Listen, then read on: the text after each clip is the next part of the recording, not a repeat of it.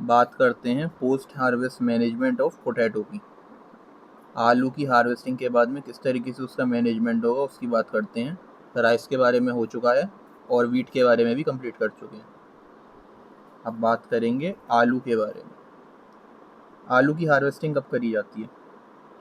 देखो, आलू जब तैयार होता है ना, तो जो ऊपर का पूरा शूट वाला पार्ट है, पूरा का पूरा पौधा सूख जाता है और सूखने के बाद जो शूट है वो ज़मीन पे गिर जाता है।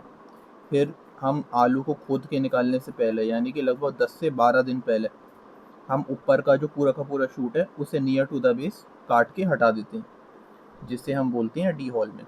ये पहला स्टेप होता है कि आलू को जब आप खोद के निकालोगे तो उससे 10 से 12 दिन पहले जितना भी शूट है, यानी कि ऊपर का जो पूरा पौधे का भाग है, उसे बेस से काट के हटा देना। ऊपर का जो सूखा हुआ वेजिटेटिव पार्ट है जो ज़मीन पे गिर गया है, उसी को हम बोलते हैं हल। ध्यान रखना, इसे बेस से काट के हटा देते हैं। क्यों करते हैं डी हॉलमिंग? डी हॉलमिंग इसलिए करी जाती है ताकि फिर जो आलू की स्किन है वो टाइट हो जाएगी, थिक हो जाएगी। आलू की जो स्किन है, जो ट्यूबर की स्किन है, वो थिक हो जाएगी, मैच्योर हो जाएगी, और फिर वो जो है हटेगी नहीं, यानी कि इतनी आसानी से स्किन हटेगी नहीं, बाकायदा मैच्योर हो जाएगी, थिक हो जाएगी, टाइट हो जाएगी एकदम। डी हॉलमिंग के बाद में ये बीच में 10 से 12 दिन के लिए हमने छोड़ दिया था जिसमें स्किन उसकी मैच्योर होगी। उसके बाद में हार्वेस्टिंग करते हैं। हार्वेस्टिंग कैसे होगी? हार्वेस्टिंग याद रखना तभी करी जाती है जब मिट्टी में मॉइस्चर ऑप्टिमम हो। सूखी मिट्टी में हार्वेस्टिंग नहीं करी जाती, क्योंकि वो सूखी मिट्टी में फिर होगा क्या, आलू की सरफेस पे घसड़ लगेगी तो वो छिल जाएगा। इसलिए हमेशा तभी हार्वेस्टिंग करी जाती है जब मिट्टी में मॉइस्चर ऑप्टिमम हो। इसके लिए मैकेनिकल पोटैटो डिगर जो यहाँ पे बना हुआ है, इसके अलावा जो मैनुअल प्लो होता है उसका इस्तेमाल कर सकते हो, या फिर पोटैटो हार्वेस्टर भी आते हैं। ड्राई सॉइल जो है, अगर आपने ड्राई सॉइल में ही हार्वेस्टिंग कर लिया आलूओं की, तो वो जो सूखी मिट्टी है उसके जब पार्टिकल्स टकराएंगे आलू से तो उसे क्या करेंगे, रगड़ लग जाएगी, घसड़ लग जाएगी उस पर, तो छिल जाएगा वो। इसलिए ऑप्टिमम मॉइस्चर होना ज़रूरी है। जेंटली हैंडल करना है ताकि उस पर किसी भी तरीके का सरफेस पे कट ना लगे, क्योंकि अगर कट वगैरह लगेगा या घसड़ लगेगी तो वो एंट्री पॉइंट का काम करेंगे फिर पैथोजन वगैरह के लिए, यानी कि फिर बीमारी आ सकती है उसमें, जैसे ब्लैक स्कर्फ है या सॉफ्ट रॉट है। तो ये ध्यान रखना है। उसके बाद में एक बार आपने हार्वेस्टिंग कर लिया, यानी कि आलूओं को बाहर निकाल लिया, फिर क्या होता है, पिकिंग करी जाती है। पिकिंग कैसे करते हैं? कुछ नहीं है, नॉर्मली आलूओं को बीन करके उन्हें अलग अलग क्रेटों में रखते जाएंगे और सॉर्टिंग करेंगे। सॉर्टिंग मतलब जितना भी गला सड़ा आलू है वो सारा अलग, जितना भी आलू हरा हरा हो चुका है वो सारा अलग, सड़े गले आलू पूरे अलग, हरा आलू पूरा अलग, सनबर्नट वाला आलू पूरा अलग, और जिसमें भी हैवी कट लगे हुए हैं आलू में वो पूरा अलग। इस तरीके से जो है छाट दिया जाता है। तो सॉर्टिंग भी कर दी, ठीक है। इससे क्या होगा, कंटामिनेशन नहीं होगा और आपका हेल्दी लॉट बिल्कुल अलग हो जाएगा। अब उसके बाद में थोड़े बहुत भी जो सरफेस पे घिसड़ लगी हुई है, छिल गया है आलू या कट लगे हुए हैं, तो उसकी हीलिंग करवाने के लिए क्यूरिंग करी जाती है। हम डायरेक्टली इसे कोल्ड स्टोरेज में नहीं भेजते स्टोरेज के लिए, ना ही टाइटली पैक करते हैं। इसे क्यूरिंग के लिए भेजा जाता है ताकि ये जो सरफेस पे रगड़ लग गई थी या जो कट वगैरह लगे हुए हैं जहाँ से पैथोजन की एंट्री हो सकती है, वो एरिया जो है हील हो जाए। होता ये यहाँ पे, इसे सोबराइजेशन बोलते हैं। और ये हीलिंग प्रोसेस से क्या होता है, सरफेस पे जो भी रगड़ लगी हुई है, कट लगा हुआ है, वो हील हो जाएगा, तो पैथोजन की एंट्री नहीं होगी। क्यूरिंग के दो तरीके होते हैं, एक तो ऑन फार्म मेथड होता है और एक इंडस्ट्रियल एनवायरनमेंट में क्यूरिंग करी जाती है। इंडस्ट्रीज़ में तो होता यह है 15 से 18 डिग्री सेल्सियस टेम्परेचर मेंटेन करते हैं, 90 से 95% रिलेटिव ह्यूमिडिटी, ताकि जो आलू हैं वो सूखे ना, और 10 से 14 दिन के लिए रखते हैं। इससे होता यह है, जहाँ पे भी कट वगैरह लगाता है तो उसके नीचे सेल जो है वो डिवाइड करते हैं और जो है कोर की लेयर बन जाती है सुबेरिन की, जिससे फिर वो एरिया हील हो जाएगा और पैथोजन की एंट्री नहीं होगी। ऑन फार्म मेथड में अगर मैं बात करूं तो सबसे पहले जैसे आपने सॉर्टिंग कर ली थी, तो अब होगा क्या, उस आलू का ढेर लगाया जाएगा एक शेडेड एरिया में, यानी कि एक शेडेड शेड, यानी कि आपने कहीं शेड बना रखा है जहाँ पे छाँव आ रही है वहाँ, और वेल वेंटिलेटेड एरिया होना चाहिए, अच्छे से हवा पास होती रहे, वहाँ पे ढेर लगा दो। और उस ढेर को या तो भूसे से यानी कि स्ट्रॉ से या फिर जूट के मैट से उसको कवर कर दो 10 से 15 दिन के लिए।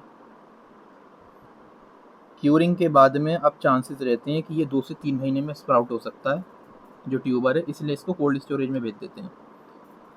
कोल्ड स्टोरेज में फिर इसको भेज दिया जाता है।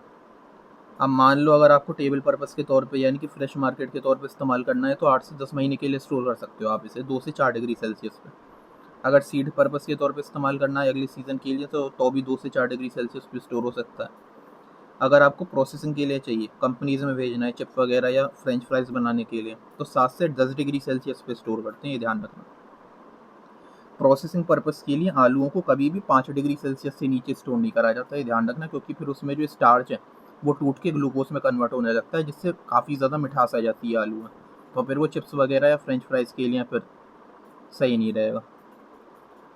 इसके अलावा कोल्ड स्टोरेज में स्प्राउटिंग ना हो ट्यूबर में, जिसके लिए कुछ इनिबिटर वगैरह डाले जाते हैं, जैसे क्लोरोप्रोफेम, ये CIPC बोलते हैं इसको, क्लोरोप्रोफेम, या फिर कुछ नेचुरल अल्टरनेटिव जैसे कि मिंट ऑयल वगैरह, वो वेपराइज कर दिया जाता है वेंटिलेशन सिस्टम में।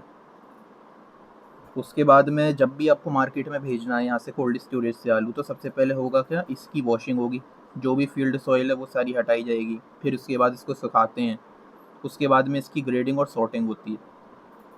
ग्रेडिंग में क्या होगा, देखो अलग अलग ग्रेड होते हैं, जैसे कि 60 mm से ज़्यादा का जो आलू होता है डायमीटर का, वो बड़ा आलू माना जाता है, जिसे प्रीमियम टेबल यूज़ में या फ्रेंच फ्राइज बनाने के लिए इस्तेमाल करते हैं इनकी प्रोसेसिंग में।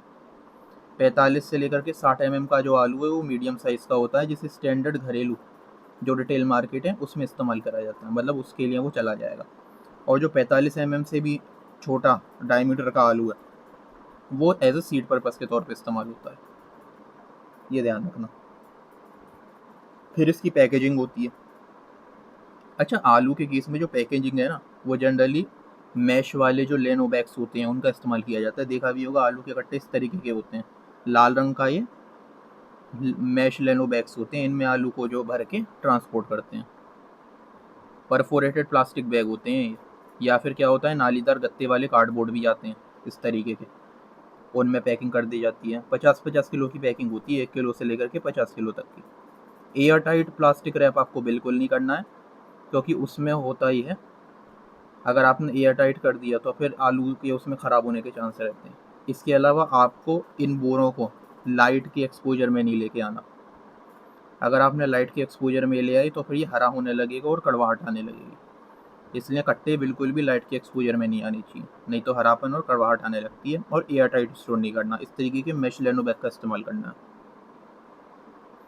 अब जैसे कि एक एक करके स्टेप देखें, सबसे पहले डीहॉल्मिंग करी, जो सूखा हुआ ऊपर का भाग था पूरा का पूरा पौधे का, वो पूरा हमने बेस से काट के हटा दिया।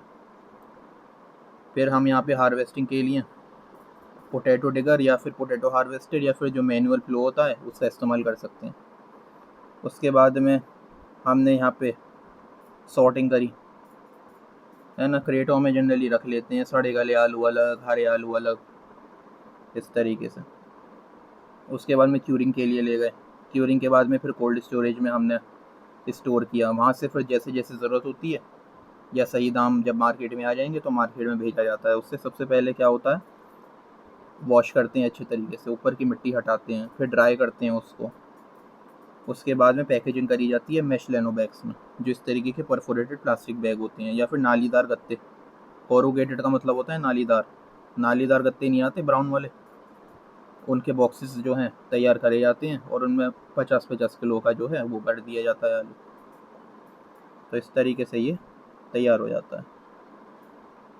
तो ये आलू की पोस्ट हार्वेस्ट मैनेजमेंट के बारे में हमने पढ़ा।